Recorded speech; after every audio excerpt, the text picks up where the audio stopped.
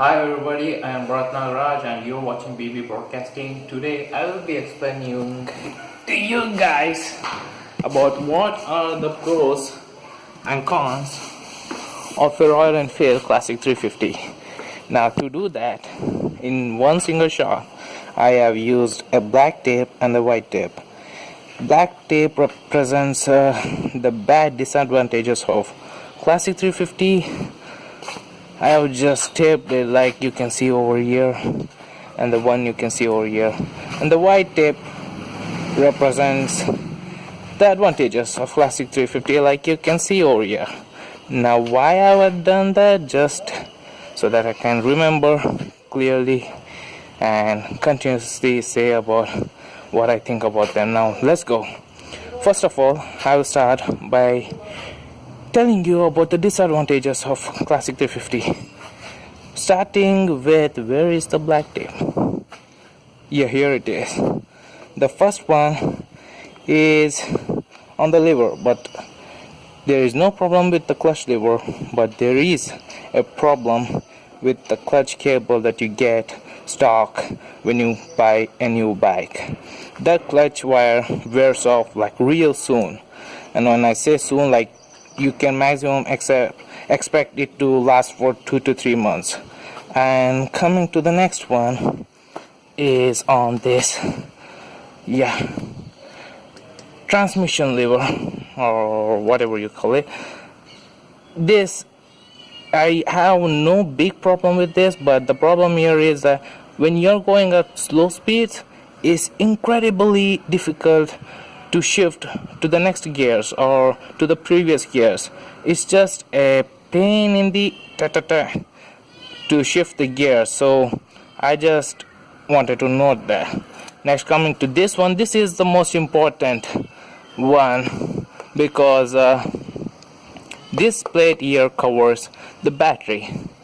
The battery is good, not a problem with the battery, but the battery cover, when the water inside the battery leaks out, as this battery cover is made up of metal, it gets damaged. The rust forms over the surface and it starts to crack. And why have I put this blue tape over here? To cover those cracks. And if I just push it inside with a little bit pressure, it makes a hole there. Just to cover temporarily, I would just taped it. I am looking forward to change this cover plate. And looking for the next one. Where is the next one? Here it is. The problem with the stand. The stand is good. I haven't had like a big problem with it, but because of the sheer weight of this big motorcycle, which is almost completely built with this metal or aluminum, it just can't withstand for a long time. And I have seen a lot of Bullets and Thunderbirds which will have these stands with higher inclination, which makes the bike almost like which makes it look like the bike is almost ready to fall. And that's why I always use the double stand. I don't want to put a lot of force on this stand. I only use this when I'm in a hurry or something like that. So moving forward, which is the next disadvantage? Coming over to here, as you can see, the problem here is that this rod gets rusted real soon. The fact that it is directly on the pillion seat will result in a rapid rust formation, because when it rains, and especially in rainy season, the foam inside this pillion seat sucks in all the water, and the water will just form a moist area over this metal sheet and results in a rust formation. Unlike other bikes which are not directly over the seat, which results in longer lifespan of these, this is mounted directly on the seat, which results in a short lifespan. I should get rid of it because I don't know when it will break. I don't think it's rigid. So moving on to the next one, I think it's on the other side. Yeah, here it is. Silencer. Silencer is good. It's real good actually, and a lot of people complain about it not making more noise, the stock pipe being really quiet and does not make the noise that you used to get with short silencer, but that's due to rules and regulations nowadays. They had to change it.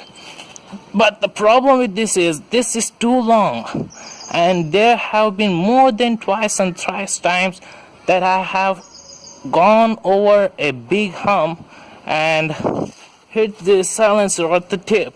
If you can see over there, can you guys see? Oh, I guess you can't. There are a lot of scratches under here. Yeah, right there. Those scratches are there forever. I can't get rid of them for the fact that this is chrome plated. So that's one disadvantage right there. Moving on to the next one is the brake lever, the rear brake lever. Problem is not with the brake lever, but actually I guess it's with the brake liner. That also has a short lifespan, and it does not work so good. No matter how much I tighten it, the bolt is over there, it loosens up somehow, and the effectiveness of the brake is too bad that you just have to dump the brake. You just have to put your feet on it to get some force out of it. So the rear brakes are also not so good. Moving on to the next one here, down over here on the engine. Now I don't really have any direct problem with the engine. What the problem is though is with the valve timing.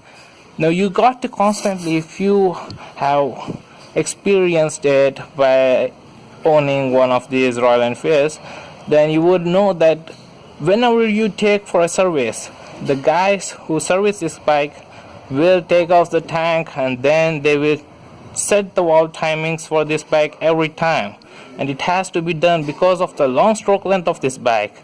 The valve timing must be set accurately from time to time. No matter how much you have ridden it, you have to do it for every service so that your bike performs well, you get the most horsepower out of it, and there is better fuel consumption. Moving on to the next one, the tank.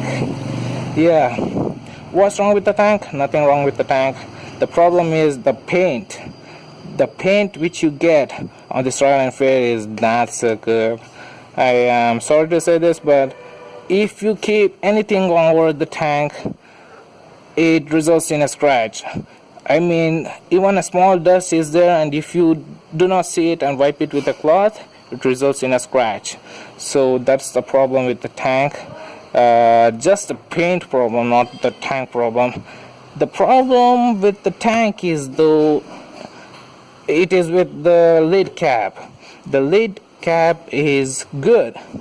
It does not it's not like a cheap quality or something like that, but the problem is if you are planning to fully fill the tank, then and if you put it on side stand, the petrol will start to leak over the body of the tank, which is not good and which is really dangerous. So that's the problem with the cap lid. And the other problem is that you can't really easily close the lid. You have to bang it. If you have seen my SMR2 video, I just bang it to close it, and it's just a pain. Sorry, SMR3 video. Check out my SMR videos. So moving on to the next one, the speedometer. Not any problem there also. It's just a small problem. The problem is that when you are sitting on the bike, for the fact that the indicators blinker is located at the very bottom side of this gauge, you can't really see whether your indicator is on or not, and it is not automatic. It does not shut off even if you forget. No. And if you just leave it like that, it will be blinking the whole time and you can't notice when it is a bright sunny day. So that's the problem with the gauge. It's really perpendicular almost, and you can't clearly see. Moving on to the next one. Do I have any black tails? I guess no. So now coming to the advantages, the pros of the Royal Enfield. So let them be there.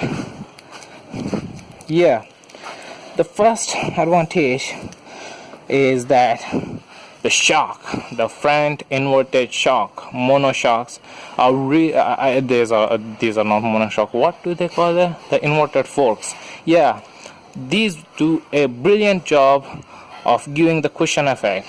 I mean, they are perfect. At this cost, these are the best springs you can get on the market. Means they are so good. Even on Duke, I felt a bit rigid, but these are really good, really smooth, and you can go on any rough surface without feeling a lot of bump or something like that. Moving on to the next one, the headlight. Yeah, it is really bright. That's all I have to say about it. At night, there is no place that you can't see if you're on this light. The road is clear. Coming to this one, I like the way the aesthetic look of this cap, which kind of gives you a look like a person is wearing a cap. That's what I like about it. Unfortunately, you can't get it on Royal Enfield Bullet, but you can get it stock on Classic. So bikes don't come with a built-in storage space, which results in not having a good place to put your documents and stuffs. This comes with a very decent amount of space to put your documents. That's what I love about it. Moving on to the next one. Where is it? Over here. Yeah, I don't have to miss this one. Yeah, if you can see right there, it's on the horn. I love the horns on this, which come stock. They are not German, but sound definitely like that. I really love the sound. There are two of them if you can't really see. The other one is on the other side. This one is on this side. So nobody gets unnoticed. I mean, people who drive it, if you just honk, everyone notices. Moving on. Hey, yeah, I forgot this black disadvantage tape. Yeah, about the seat covers themselves are not good. They are not pinned inside, they are glued, so they come off easily after regular use. And also the seat are very narrow, and for long rides you feel a lot of pain in the mid back section, in your backbone, mid backbone section, because that the seating position is not so good, for at least for me. And I have talked to a lot of people who say that, and that is one disadvantage. It is also not as comfortable as the one you get on the Royal Enfield Bullet. That's even more comfortable than this. Coming to the next one over here. Yeah, this one, I just put it over here because I love the aesthetic look of this rail tailgate section, or whatever you call it. Everything mounted over here, the plate, the tail light, the indicator lights, everything on one single piece of metal. Just adds for the looks, and I just love that about it.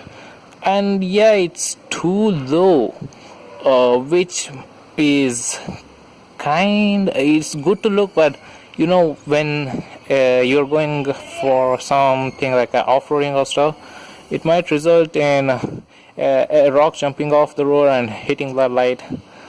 because it's too low and too near to the ground. Got to be careful about it. Get the guards. Don't be an asshole like me. Moving on. Where are the white tips? Where are the white tips? I guess that's it. No. Yeah, here. The brake fluid that you get on these stock are really good and last longer than you can just imagine, because I went to a service guy and told him check the brake fluid if it's up to the mark or what, and he said it's working perfect. Also the brake pads, they are good too. So that's all I have to say about this video, guys. I hope you enjoyed it, because look at me, a lot of effort went into doing this video. So make sure to subscribe, like the video, share if you want to, and if you like this video, there will be more such content coming on my channel soon, and I will be uploading at least 4 times a week regularly. Make sure you subscribe, keep watching BB Broadcasting. Adios. I probably ended up saying a lot of disadvantages rather than saying the advantages of the bike, but they're all minor when you compare to other bikes. They also have a lot of disadvantages, and this bike is all about the look. Believe it or not, this is the longest lived motorcycle design in the history of mankind and in the history of automobiles, because this design over here, what you can see, has been there for well over 50 years. That's more than 5 decades. Hey, one more thing, guys, if you like this video and like such kind of videos, I have done a complete review of the ownership experience of Royal Enfield Classic 350. Check out my channel. The link for the video will be in the description as usual. So that's why I came back to tell you guys again.